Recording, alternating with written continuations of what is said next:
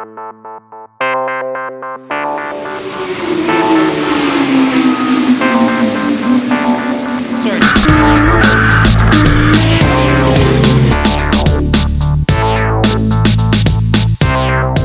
here at Silverstone with some of the world's best 1000cc superbikes. We've got the S1000RR, we've got the new 1299 S Ducati, we've got the new Yamaha R1, and as a wild card we've got Kawasaki Supercharged H2.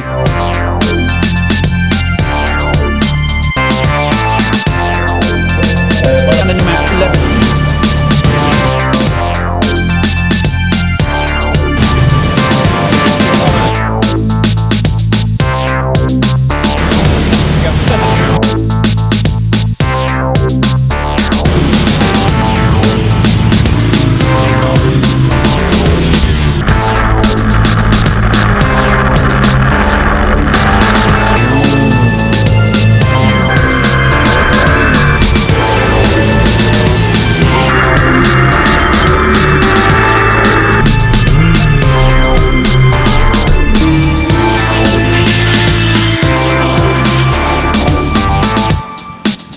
So we had fun on these four bikes at Silverstone yesterday. Now we're at Buntingthorpe. We've data logged them.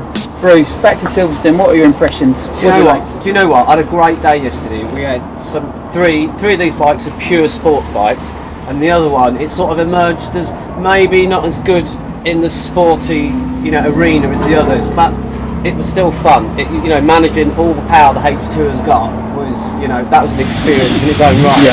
Yeah.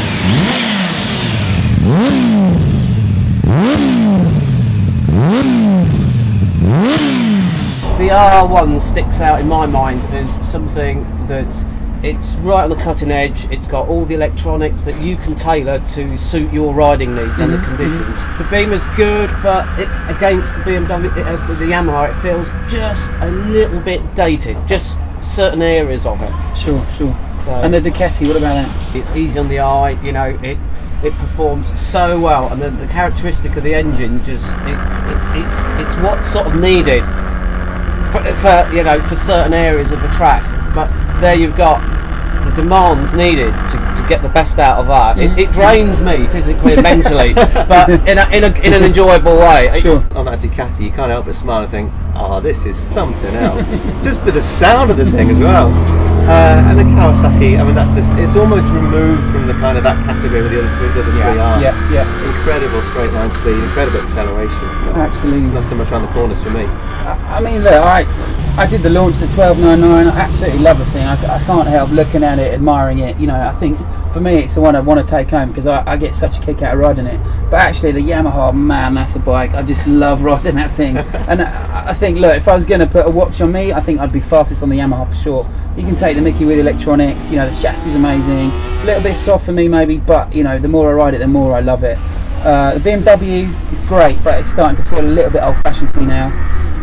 Still fantastic bike though. I mean, look, there's not much between any of these. And then the Kawasaki, that's just absolute madness. And everyone needs to ride them. I wouldn't recommend you do it on track, but man, you've got to feel that horsepower. So Bruce, the Kawasaki kind of came into its own here at Buntingthorpe, eh? Do you know what? The H2, I've been performance testing bikes for the past 20 years, and this is the quickest street bike I've ever tested. It's That's a statement and a half. It takes you to 180 miles an hour in just over 15 seconds from a standing start. It will do a 9.9 standing quarter straight out the box. That's like drag bike stuff from a few years ago. Absolutely, yeah. It's incredible. It's phenomenal. And it's stable at that kind of speed as well, isn't it? Yeah, it's, there is a lot of power there. Over 200 horsepower, but none of that corrupts its straight line stability, and you feel in control. So, even somebody who wasn't that experienced in launching and doing 0 to max runs, they could have a good go at it, I'm sure. So ultimately, given the keys now, which one are you going to take home? Do you know what? There's in a dark corner of my mind, there's the H2. It's mad. It sounds like it's possessed. It's ugly though, isn't it? Yeah. I don't know if I could live with that. I don't know. You know what? If you turn up at any bike meet with that Ninja, or with the Ducati for that matter, you're gonna have people flocking round. I'm not so sure about the R1 or the S1000 because people have seen they're not quite standout-ish, But the R, I mean, again, the R1 I don't think is a pretty thing, but what a ride. And on the road and that noise, it really is something special. But I just can't help thinking the Ducati is just, that's your porn star, you know, the one you really want to ride and look at. I'll give up the good looks, mate. I'll give up the good looks. I'll just take the R1, I think, because that delivers what I need. The R1's like the complete package, isn't it? If you want to take it to the shops, you want to commute, you want to take it on a track day. Yeah, but then, you know, the Ducati does all that as well.